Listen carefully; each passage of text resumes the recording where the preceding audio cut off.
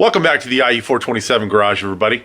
We are working on the 25th anniversary car Pauline today, and I hope we're going to get the header bolts all squared away. Our headers have arrived.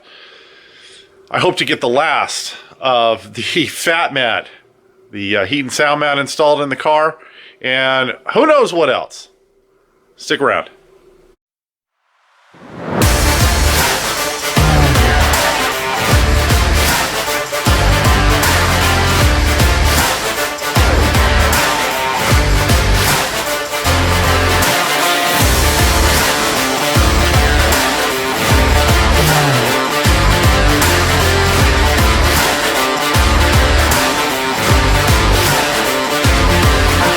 All right, so here's where we're at.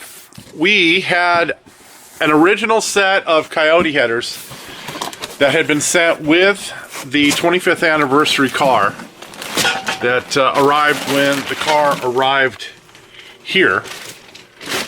I don't know if you guys remember this, but the owner had trailered the car and all the kit components and parts down here. So we hadn't ever pre-fit the Coyote Headers. Now, I don't think that's necessarily something you have to do.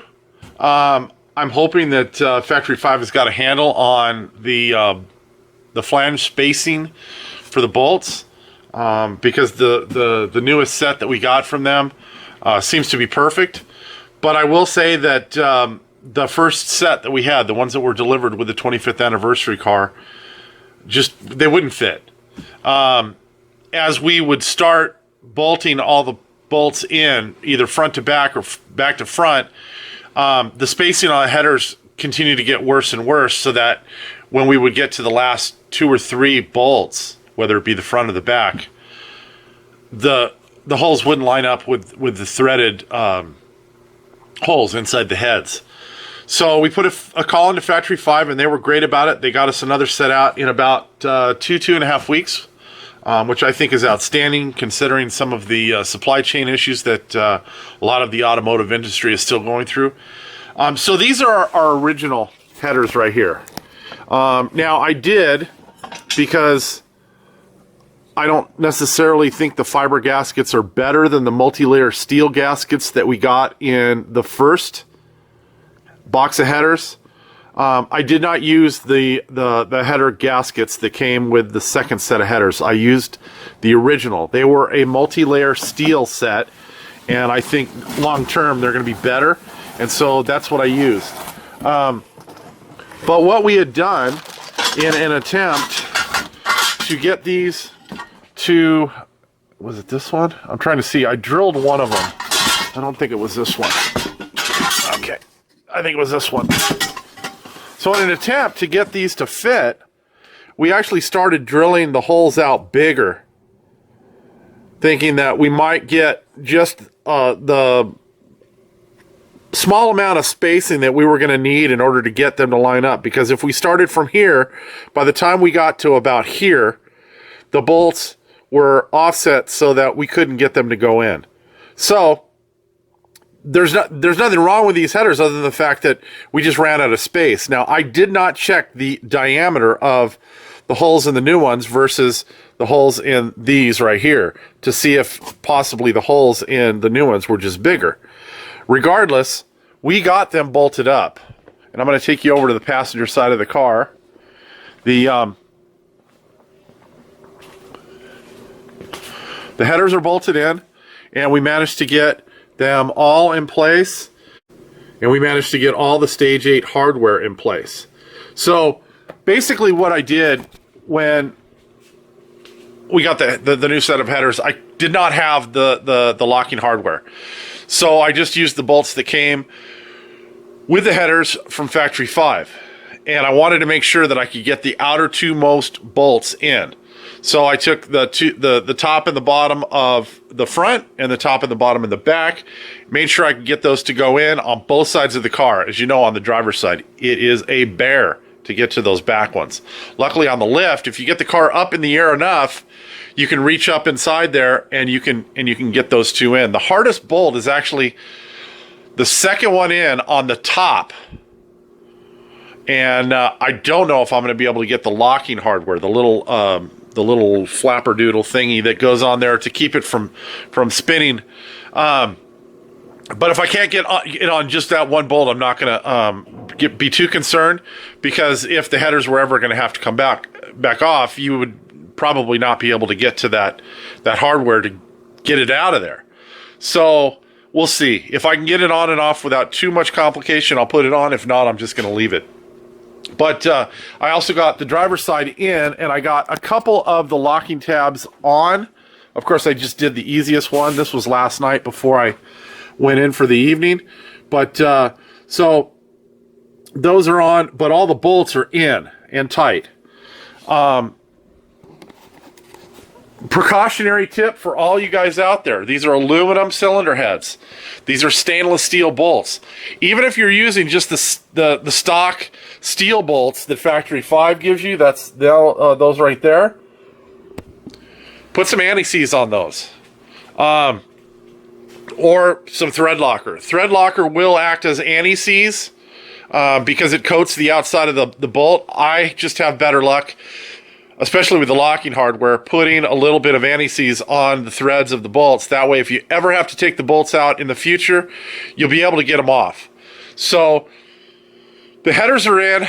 I'm going to work on getting the last of the locking hardware onto those bolts on the driver's side, and I may just do a couple, for a while, and then drop back and do something else, because it's really frustrating on some of those where you're right up against the side of the foot box and you're trying to get your fingers and your hands in there and needle nose pliers and everything else to get those locking the tabs and the locks, the clips, the E-clips on. So when frustration level hits a certain point, I just stop. I move on to something else that is somewhat easy. So I may work on some more seam tape. I don't know. So I'll check back with you guys when I get to that point.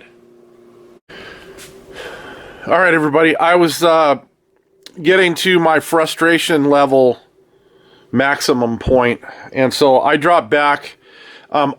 I think in the last video I had finished all of the heat and sound mat in the cockpit, but I did not. I didn't have the seam tape done. And I've said this before, you don't have to put seam tape on every seam. I did in this case because I was already here, and there was a lot of it that needed seam tape because we put this in a lot of pieces. And so I want this to be as smooth as possible so that when I do finally start gluing up all of the carpeting, that I'll be able to get it to go in nice and smooth. So one thing that we will do when we get to that point and we carpet is we're going to go ahead and all these corners here, we're going to spray those out with some flat black paint. And what that'll do is when the carpet goes in, it'll just help to hide any of the seams in the corner. So if, for instance, there was just the smallest gap in there and you were to look in there and it was silver, you'd be able to see it pretty easily. But with it black in behind there, it's going to be far harder to see that there is a gap. Now in the back, you're not going to see any of it because the seats are in the way. So all we're really concerned with is anything in the foot boxes and anything in the actual main portion of the cockpit that is visible from the outside. So we'll spray all the corners, but the ones that are most visible are honestly the most important. So here, same thing. We got all of the seam tape in. We've got all of our edges cut back so that when we go to put our bulb seal on, it'll fit on there really nice. In those areas, like in here, where we have a potential for this to move, because there's nothing mechanically that holds this side panel to the 4-inch round tube here. We've actually cut 2-inch strips of the fat mat, and we've used that as seam tape in the corner because this stuff is super, super sticky, and it provides just a layer of adhesion for this corner so that it's less apt to push out. And remember, we've got black silicone sealant on the outside, the engine side of this, so that it looks pretty from the other side. And then you can see we've got everything tucked in the corners here. We finished up the area in here where my helper had left off, and then we've got that all seam tape as well. We even went as far as to seam tape along this little drop in the foot box here, which is something, like I said, we don't normally do, but I was already here, and I had my head inside the foot box, so we just went ahead and did it. So I think what I'm going to do is I'm going to probably do a couple more of the locking hardware clips until I get to the point I can't stand it anymore. And what it is my fingers from trying to get those E-clips in, because there's some spots that you just can't get a tool in there to snap the E-clip onto the bolt head, that your fingers just get so raw and sore that I just have to stop. So I'm going to see if I can do a couple more of those, and then I'll probably drop back, and I'm working on getting the heat and sound mat in the trunk. And so we'll go ahead and we'll get that in and hopefully done and seam tape over the next day or two. All right, everybody, next day. I didn't film a whole lot last night. You guys are probably getting really tired of the heat and sound mat, and I know it just seems like it takes forever. But the reason that it takes forever is because I don't like condense it all into one day or all at one time. For the simple reason that I don't do the panels all at one time either. It's slow and monotonous, and it drives you nuts. And so if you can break it up into little pieces, somehow, in my mind anyways, it makes it more tolerable. I don't mind doing the heat and sound mat. It's actually somewhat therapeutic. Something about, cutting the shapes and measuring them. I just kind of dig that, but I know not everybody's that way, but it does seem like it takes forever. So in the grand scheme of things, you could probably get all of the heat and sound mat done in a day or a day and a half if you had the time to do it all at once. But I spread it out because to me it's just easier that way, and I use it as fill-in when I get frustrated or tired with something else, because, like I said, it's almost therapeutic, because it doesn't take a whole lot of intelligence to do. I can just kind of go at it and not worry about screwing things up, because if I screw them up, I just cut a piece to fill in where I missed. So I will see if I can insert a picture from last night that I posted on social media of the first piece that went in the trunk. All right, everybody, next day. Let's see if we can get you a music update. We've got the Beatles. It won't be long. It's actually been 2 days since I last really filmed anything or showed you guys anything. I stood here at the back of the trunk, but there was nothing in it. It was just the finished aluminum panels. So I think I just posted a picture of the first panel that went in of the heat and sound mat after we had finished the trunk. And so what I'll do here is I'll insert another picture, because I didn't film last night, of the finished heat and sound mat in the trunk. And then I now have it all seam taped. So this is the third day, I guess. I don't know. I lose track of days. So here you go. We have the main piece right here that we started with this. This is all one piece from side to side. And what I do is I strike a center line here. You can see I screwed up on my center line because I was trying to get as much out of this piece as I possibly could. And there was an angled cut on it previously. I must have had on the roll that I pulled out from upstairs, it had an angled cut on it. So I had to reestablish my center mark. But this is the center of the trunk.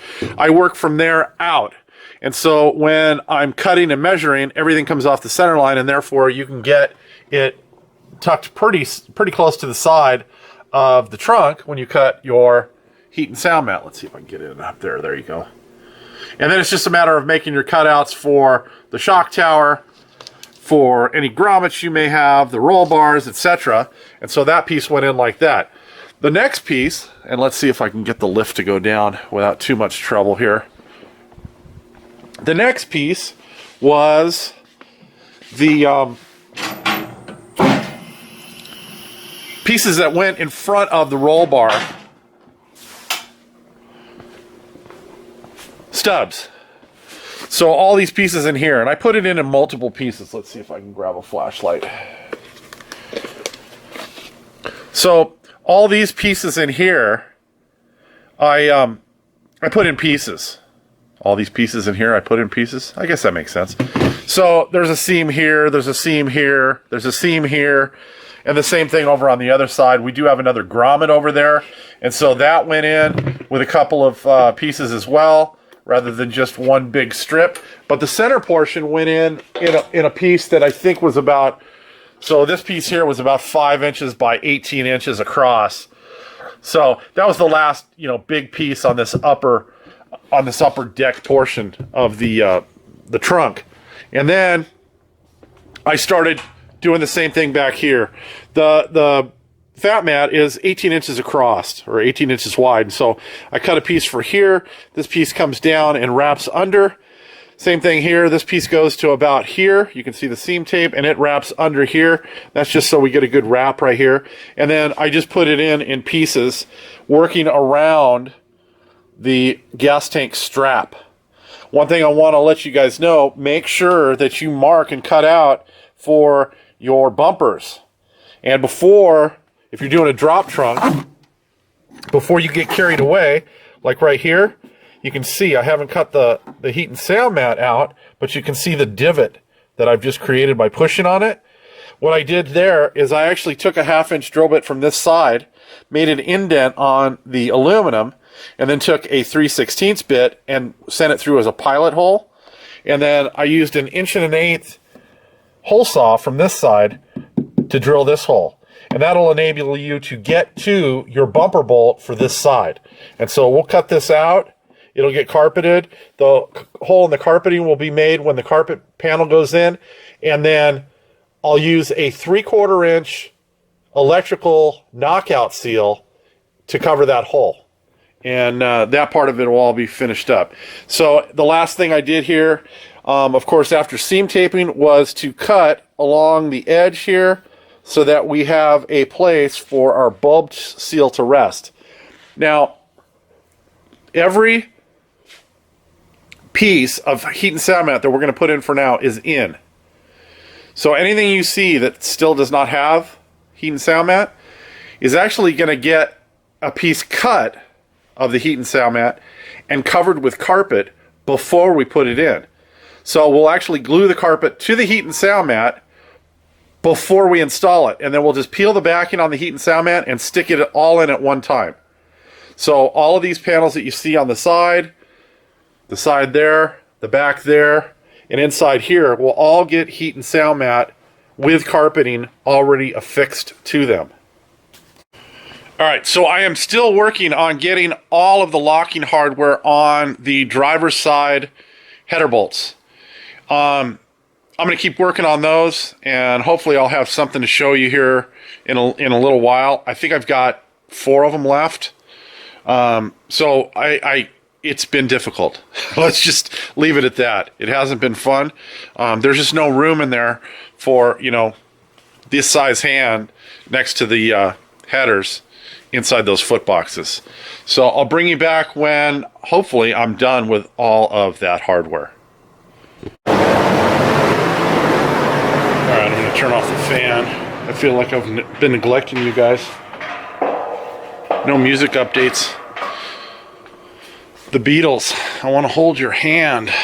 I just loaded a bunch of Beatles into the server, so that's why we're getting a lot of Beatles songs. I got them. This sucks. There's no easy way of saying it. These Stage 8 hardware, they are what they are, and especially when you're dealing with the headers, they just can be a nightmare.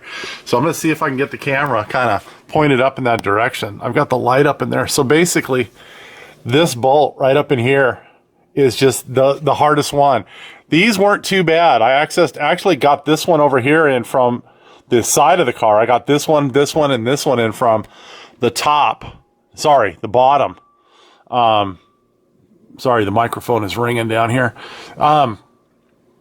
And sometimes you're just going to have to get close enough. Like this one right here isn't actually resting against the pipe, but it won't allow it to back off. So I'd rather have the bolt a little tight than over tighten the bolt and have a chance of stripping out the head or something like that. So they just get close. I mean, ideally they'd be resting against the header pipe, but you know, it's in there. It's hopefully not going to move, and if it moves, it's only going to move a little. So those are done, and then I think I'm going to close out the video here, everybody. I'm going to continue working on the 25th anniversary for the rest of the weekend, so the rest of today. I think I'm going to go upstairs, since I've got it up in the air, I'm going to grab the hydraulic slave cylinder that we have for this car from Mike Forte. I'm going to grab that from upstairs and get it in place. And then I've got to get the steering shaft in place. And then this one has to come off the lift. I've got to get Jim's car back over here on the lift. I've got to get some work done on Jim's car. It's a balancing act. I've got to, you know, make progress on all the cars that are in here. That was the case when Michael's car was here too. I was trying to balance between 3 cars then. It's a little bit easier now because I've only got 2 cars here, but word is I've got another car coming here in about a month. So that one's just going to have to wait. I think that car's coming from Texas as well. So we're probably going to store that one over at the other shop until we've got some room in here. And then we'll start working on that one as we're finishing up some of the work on one of these. I don't know. I'm hoping to have Jim's car out of here in the next month or 2, but we'll see how it goes. Anyways, I want to thank you guys all for watching. If you're enjoying the content, please do the like, the share, the subscribe, all that good stuff. Comment. Let us know how we're doing. I mean, sometimes I get advice on how I should do things, and like I said before, I may not listen, but we're going to continue to trudge on with both of the projects that are in the shop right now, and hopefully sprinkle in some new content here every once in a while. We'll see you guys all next time. Have a great day.